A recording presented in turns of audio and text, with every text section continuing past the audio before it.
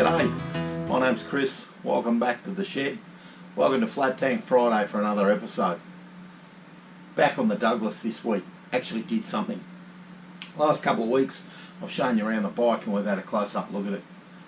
I still haven't got the barrels back, so that's a job coming up in the next week or two, I hope. This week I attempt to cut the guard to let the belt pass. When the guard has been put on, it's been powder coated, there's not enough room for the drive belt to pass. So I have at that and cut that. This has been shot over a couple of days, so I actually have already done that, and you're just about to have a look and see how it goes. Enjoy. Cheers. First job's on the Douglas. Get the carrier, pack rack, luggage rack, whatever you want to call it, get it off, get the guard off, and then come down and have a look at how to cut the guard to make way for the belt.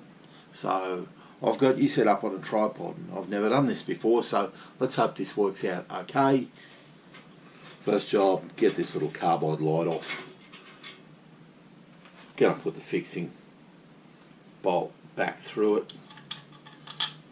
That's all been altered, I think, as I look at that, to make all that fit. It's a little bit rougher when it comes off than it was in real life. Well, than it was on the bike. So pop it aside and move on.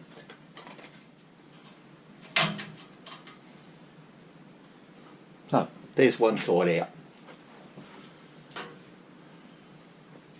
So there's one side come out.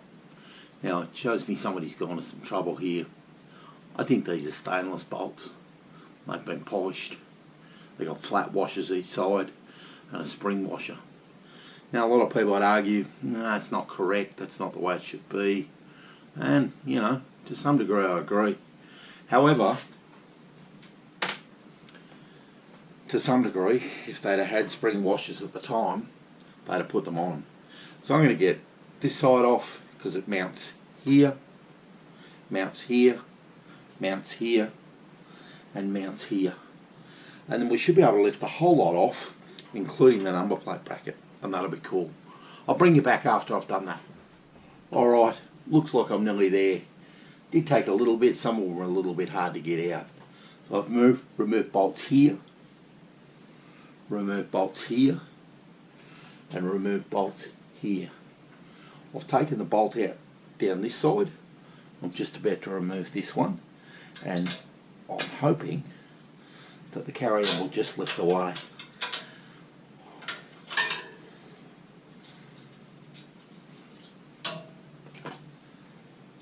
Now, all of these had spring washers and flat washers, and I've got them bagged or in the process of bagging them, and they're all good. So out comes this last one. Keep it all together, put it on the bag, and then I'm anticipating, I'm not, as I've made a simple mistake. Still attached to the guard. There's a double mount here, I think. No. With a clunk, away it comes. So that's the carrier or the pack rack off. I thought I'd made a simple mistake here. The mounting bracket that goes to the carrier is attached to the guard. After I'd taken the bolts out, I thought it was all soldered and it was welded, but it actually wasn't. It was just a really tight fit. And once I just popped it off, the carrier's come off. So the mudguard is pretty loose. It's held on in two more spots. It's held on just here underneath the seat, and it's held on down behind the gearbox, and I'm not sure whether you can see that. I think the simplest way to do this is to drop the wheel out, and then that'll give me easy access to get the bolts out that are inside the guard. Alright, rear wheel dropped out nice and easy. Nuts came off. Now weirdly, they're almost 14mm. They're perhaps a genuine Douglas nut. Nuts fixings from Douglas are renowned for being odd sizes. Whatever it is, came off with a 14mm spanner. Holding the wheel in then was a small spacer sitting on the axle and into the lug in the frame on each side. I'm going to put all that back together so that I don't fluff that up later. But it only took just to spring the frame a little bit, and the wheel just dropped out. So I should be able to just pull the guard to the side and gently roll that away. That's another part out, and we're making good progress. I'll put that aside. After I shut the camera off the last time, and I had the wheel out, I thought better of it. I thought, better put the wheel back in, better measure how much to cut off the guard. I get a bit overexcited and get a bit impulsive, so I don't want to make a mistake and cut too little off the guard, then repair it, put it all back together, and it still doesn't work. By the same token, I don't want to cut too much off the edge of the guard. So I ran a straight edge between the belt rim and the drive pulley off the back of the gearbox. And I'm estimating about 15mm would do.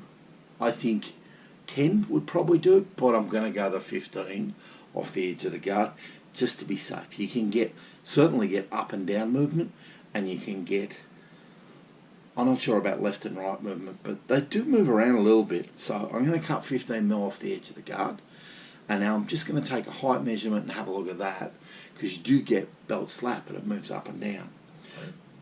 I'm really guessing always a little bit, so I'll take a couple more measurements, measure twice, cut once, and then we'll get this guard off. There's the guard come away from the frame. Came away relatively easily. Interesting though, mixed bags of fittings and nuts and bolts. Used a 10mm spanner, used a 14mm spanner, used assorted sizes of Whitworth. Some of them fit really precisely and some of them don't. Weird, maybe a Douglas thing, maybe a mixed bag of fittings. Really hard to know. Again, I'm not an expert on anything, especially Douglas's, so I'm just going with the flow. Going to bring you across and show you what I've done with the bags. I'm a tagger and a bagger because, gee, you get stuff mixed up later on. Okay, over on the bench is where I put everything. I try to be really well organised because I find I forget. It takes so long to get things done sometimes. While you were gone, I decided I'd strip the guard of all its fixings and leave the guard bare. This is the top mount where the carrier attached to the guard. It's had aftermarket custom made little fittings made for it, and I'd say the guy that built it has made those himself. He's done a good job. I pulled off the rear stand clip. That was easy. The number plate bracket, again, easy. And then I'm a tagger and a bagger. I use lunch bags, number plate mount, top mount from the carrier, spanner left on the bag, carrier to the frame, bottom of the carrier to the frame, and finally the guard to the frame. So I've got everything out in bags and I'll leave everything pretty well organised. I'll put the nuts and the spacers back on the rear wheel, and the carrier I will just put aside for safekeepings. Come with me, we'll walk down the shed and have a look at the guard. Pop the guard up here on the bench. It's pretty easy. I've put a little mark on the guard for the height. Just used a little scriber. Left a little scratch in the powder. Now I've got to decide how I'm going to cut it. I'm not really sure, to be honest. There's a rolled edge on the guard, so it's not going to cut easy. I'm thinking the only way I can really cut it is an angle grinder, but I'm sure that'll blister the powder. Alright, we're looking at the cut guard. I'll confess, I'm not sure that I haven't got some cutter's remorse. The cut's gone well, and there's a tiny bit of blistering, and that's what I would have expected. I've touched the edge with a tiny bit of black paint, a bit of enamel, and it's actually painted up really well. I was sort of looking at it now thinking, I wonder if I should have tried to find someone to press an edge onto it, meaning to heat the whole guard and to press that piece over. I don't know how it should have looked, and maybe I should have done a bit more research. It's a repop guard, but it's cut, it's done. So it is what it is. I'm going to let that paint just flash off, and then I'll put a second coat, and then I'm going to put it back on the bike and see what it looks like. As I say, just a slip of cutter's remorse, but it isn't the first time I've had that, and it won't be the last. It is what it is. It looks okay and cut slightly better than I thought it would. It's day 2 of the guard cutting exercise, and I've cut the guard and put a little bit of paint down the edge. I think I'm pretty content this morning. I'm going to have a go at getting all these fittings back on the guard, and now I wonder whether I should have taken them off. Especially this top bracket. This top bracket's been handmade, and it only goes on one way. It can go on both ways, but when I put it on the bike, I suspect it only fits properly one way. So I've bolted it on the way I think it goes, and I'm going to add the stand clip and the number plate mount and put those back on the guard, and then I'm going to get the guard back on the bike and have a really close look at it, and I think it's going to be pretty good. I actually feel better about it this morning. Yesterday when I hacked into the guard and took to it, I had a little bit of cutter's remorse, as I said. Of course you're watching all this at once, but I've done it over 24 or 36 hours. So I'm going to put all this back together and show you a few shots as I go along, and then we'll get it back on the bike. Okay, you're looking inside the guard at that custom made bracket that's for the carrier or the pack rack. Haven't decided what I'm going to call it yet. It's bolted up and the spaces have gone back in, but if you look really closely you can see an extra hole's been drilled at some point and it didn't fit, so another hole was drilled. So I actually don't remember which way it come off. I've looked at it in the fit up and think that that's the way it goes. I'm going to fit these others and try not to scratch anything and not make a mess, and then we'll get on with it. Okay, hope you can see all of this. It's actually gone back together really easily and really quickly. There's the stand clip, couple of nuts inside, spring washers. They're off the registration plate holder. Again, springies, nuts. It's come up really well. Coming round, really close in look. Lovely little stand clip. Not sure that it's original, doesn't matter. It's in good nick, beautifully nickel plated. And the same up to the rego plate holder. Rego plate holder is certainly homemade, but it's been well done. Somebody's taken some time and some effort. Alright, I'm going to get this back on the bike, show you a couple of shots as we go along, and we'll keep moving. Alright, guard's bolted back really easily. I can bring you in now. Up here is where it bolts to the frame. I hung that one first, and then down in here it bolts in behind the gearbox.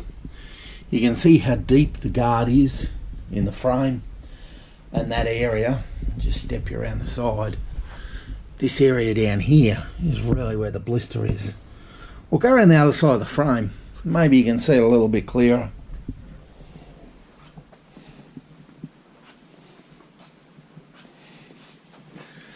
So it's really hard to see. Going to be hidden by the belt, going to be hidden by a lot of stuff. I'm going to call that okay for me at this point. You can see I've taken a fair old cut out of the guard, and I'm hoping I've got it right. If I haven't got it right, you'll see me cutting again. Parts going back on easier and quicker than they came off. Rear wheel went back into the bike very, very simply. Promised me to talk to you though about the nut and the spacer that goes up into the lug in the frame. In the back, to stop the wheel dropping out, because the dropouts are at about 5 o'clock and the wheel would fall down, is a heavy spacer, washer. Thick piece of metal that slides directly in so that it can't drop out when the wheel nuts are tightened up. On a BSA, that is all part of the nut, and I call it a shouldered nut. A nut with a shoulder on the back that goes into the dropout to prevent it slipping out. I wonder if there's someone wiser than me watching this that can tell me whether Douglas made it like it is on the bike with that separate spacer washer, Or should that be a shouldered nut and somebody's made an odd fitting out of this? I'm going to do a little bit more homework about it and see what I can find. But if anybody's watching, let us know if that should be a shouldered nut or is the spacer that's in there correct to hold it into the dropout.